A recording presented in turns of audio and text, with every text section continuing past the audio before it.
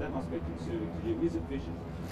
There is a challenge here for Labor to have the leadership ballot on Monday and to unite after Monday. And certainly my message to my colleagues will be that we do need to unite after Monday and get on with the job that Australians expect us to do. And that job is about governing for them each and every day. Yes, of course, political parties campaign and political parties electioneer, and I've played my fair part and my fair share in electioneering and election campaigns, but the focus of government has to be on delivering each and every day, and that will be my message to my colleagues. In terms of, and I'll just finish answering the question, in terms of the Labor Party coming together, I think it is very important that the leadership ballot that is on Monday ends this once and for all, which is why I am prepared to say that if I am not successful in that leadership ballot, then I will go to the backbench and renounce any further ambition to the Labor leadership. I expect to win, but if against my expectations I lose, that is my commitment. Kevin Rudd should give a comparable commitment. Has Kevin Rudd been undermining your leadership? Do you agree with the comments made by Wayne Swan last night that went all the way back to that election? Well, let me say this. Over many months now, there have been rumours of destabilisation of my leadership by Kevin Rudd. On each and every occasion, I have preferred to think the best of Kevin Rudd and think the best of his conduct. However, it is now evident to me, and I think it is evident to the Australian people, that there has been a long-running destabilisation campaign here to get to this point where Kevin Rudd is clearly going to announce that he wants to seek the Labor leadership. Now, I don't seek to dwell on that because our purpose, my purpose, the Labor Party purpose, is about serving the nation's interests. And I've called the leadership ballot because I believe it is in the interests of the nation to get this resolved. Australians are rightly sick of it, and that is why I have determined that the matter will be resolved on Monday. According to your colleagues, this has been going on since 2010. Why didn't you act earlier to try and get rid of this destabilisation? Look, I have preferred on every occasion to believe the best of people. Now I think, as we see all of the evidence in our newspapers every day, there has been a concerted campaign here, and it's time that it was brought to an end, and the way of ending it is with a ballot. Yes. Will you let Kevin Rudd a fair go, though, by calling the ballot so early in the week? Well, let's just go through the circumstances here. Kevin Rudd announced his resignation as Foreign Minister yesterday. That was a decision he took at a time of his choosing. It is now absolutely evident that Kevin Rudd is intending to return to Australia to ask me for a leadership ballot. I am not prepared for the nation to go through many days of drift before there is a clear point where this is going to be resolved. And if I can make one political comment, overwhelmingly my view is about the nation and the need for certainty, but if I can make one political comment, I don't believe it's fair to Anna Bligh and to our colleagues campaigning in Queensland for this to drift on day after day with no resolution in sight. Yes. The government lost its way now for this situation to have evolved, and if it don't win with a big majority on Monday, it's going to continue. I've got more Paul Keating, John Howard and repeat on that. Well, on continuing, that's a question you need to put to Mr Rudd. I've made my attitude very clear. This is the final decision by the Labor Party as to who should lead it, and I will accept that decision as the final decision and conduct myself in accordance with it. I believe Mr Rudd should give a comparable undertaking. On the question of what the government is doing now, let me assure Australians in this period I will continue to do my work as Prime Minister. I'm intending to do that. I was doing that yesterday, I'll do it today, and I'll do it in the days to come.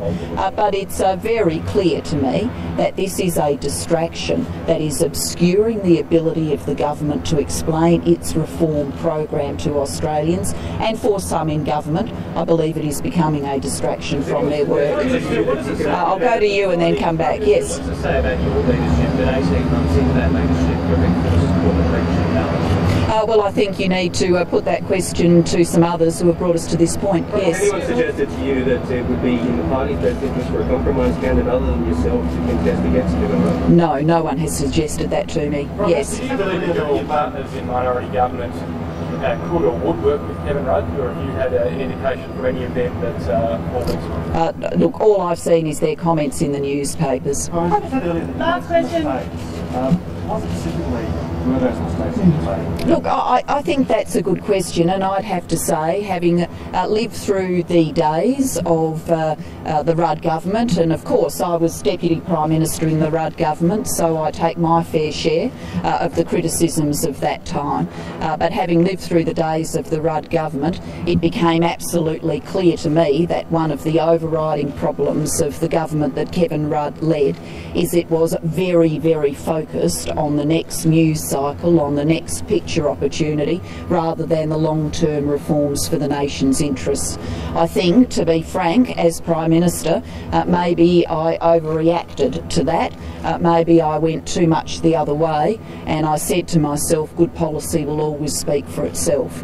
Well, good policy does speak for itself, but you've also got to be out there being a very strong advocate for it. So I've learnt some lessons about making sure that I'm not only in my office making sure we deliver the big reforms for the nation's future, but I'm also out explaining them in a way that helps Australians understand them and make sense of them and connect them to our big picture for the future. So I think I've learned some lessons from that during these months. Very quickly, some are already saying that a drover of dogs would leave the Liberals to I know that's an analogy to the past, but how do you see it?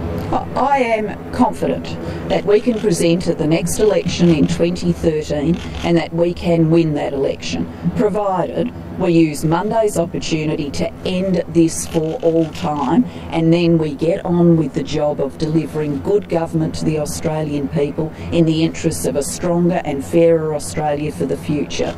And certainly my intention as Prime Minister, if I secure my colleagues' support during that ballot, and I anticipate that I will, if I secure my colleagues' support in that ballot, then I will be simply getting on with that job, and I think the message will have well and truly gone to others that it's over, and that these days of destabilisation are behind us, and we are focused with 100% unity on what we need to do to govern in the best interests of Australians every day. That takes courage, it takes method, it takes purpose, it takes discipline, it requires inner personal fortitude and strength, and I will bring all of that to the table. We'll take a couple more here and then we'll go. Why are you better placed to beat Tony Abbott when the polls clearly show otherwise? I believe when people vote in this nation, they vote on what is going to be the best in the best interests of their family.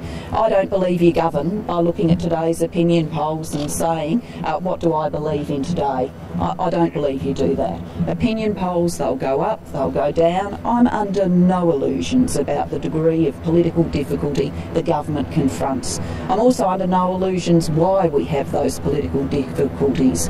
We have worked to secure some big reforms. We've shown courage in adversity. I particularly said to myself when we formed this minority government that we were not going to leave reform opportunities by the wayside. I was not, because there was a minority parliament going to cower or have this nation cower from the big reforms. So has it cost us things like carbon pricing? Yes, it has. Is it absolutely the right thing for the nation's future? Yes, it is. And I will be very prepared in the 2013 election to debate Tony Abbott and to say to him and to say to the Australian people, you've got a choice here. You've got a choice about whether or not, having seen that big reform secured and seeing more money in your pocket as a result of that big reform, whether you want to keep that reform for the nation's future or descend into the chaotic policy that Tony Abbott has. I'll be very happy to have that contest in 2013. Kevin Rudd spoke about the support he has from his colleagues. What sort of support have you received from your colleagues, particularly the front bench? Well, I've made it very clear over the days that I've been questioned about this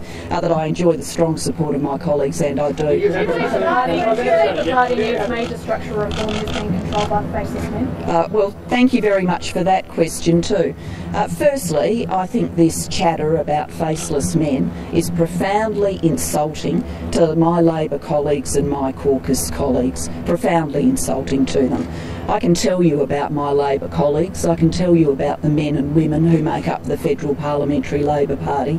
They are people who went into public life because they believe in something. They believe in a Labor vision of the future. They believe in making sure that we deliver that Labor vision for the future. They believe in helping working families each and every day. They are people of their own mind and own resources, and they make up their own mind. And any suggestion that somehow they get told to do by someone else, I think is deeply and personally insulting to each and every one of them. Are you worried that, or are you concerned that what will happen if Kevin Rudd loses the ballot and he quits Parliament, forces a by-election? Well, you'll have to put that question to Kevin Rudd. So do you now blame Kevin Rudd for sabotaging the 2010 election, as some of your colleagues have said? Well, the 2010 election was sabotage.